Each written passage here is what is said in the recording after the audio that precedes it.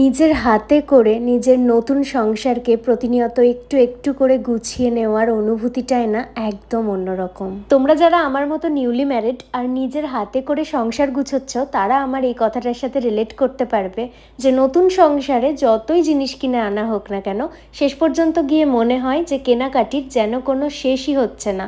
একটা জিনিস কিনে আনলে তখন মনে পড়ে যে আরও ওইটা কেনা বাকি রয়ে গেছে। সত্যি কথা বলতে এই জার্নিটা এতটাই সুন্দর যে আমি নিজেই চাই না এই জার্নিটা কখনো শেষ হোক। একটা মেয়ে তাদের ছোট্ট সংসারকে নিজের হাতে করে শুরু থেকে তৈরি করছে, এর থেকে ভালো অনুভূতি আর কি কিছু হতে পারে? হোক্কোর এই আমচি আইসক্রিমটা না ইন্টারনেটে এখন ভীষণ ভাইরাল, তাই আমি ওকে বলে ইনস্টামার্ট থেকে এটা আনিয়ে নিলাম ট্রাই করার জন্য। বেশ সুন্দর ছিল কিন্তু খেতে। দেখো, তোমাদের সাথে এত কথা বলতে বলতে আমার বলাই হয়নি। আমাদের একটা চিমনি অর্ডার করা ছিল, সেটাই আজকে ইনস্টল করতে এসেছিল।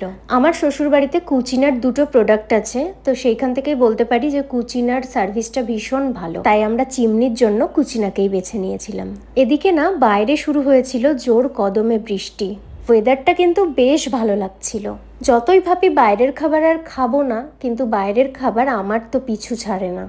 আজকে চিমনি ইনস্টলেশনের জন্য আমার আর রান্নাঘরে ঢোকা বা রান্না করা কোনোটাই হয়নি, তাই গোলবাড়ি থেকে অর্ডার করেছিলাম মাটন বিরিয়ানি। গোলবাড়ির মাটন কষা তো বিখ্যাত, কিন্তু আজ আমরা মাটন বিরিয়ানি ট্রাই করলাম। বিরিয়ানির টেস্ট আমার অ্যাভারেজ লেগেছে। আজ তাহলে এতটুকুই থাক, আবারও তোমাদের সাথে অনেক অনেক গল্প হবে অন্যদিন অন্য কোনো ভিডিওতে।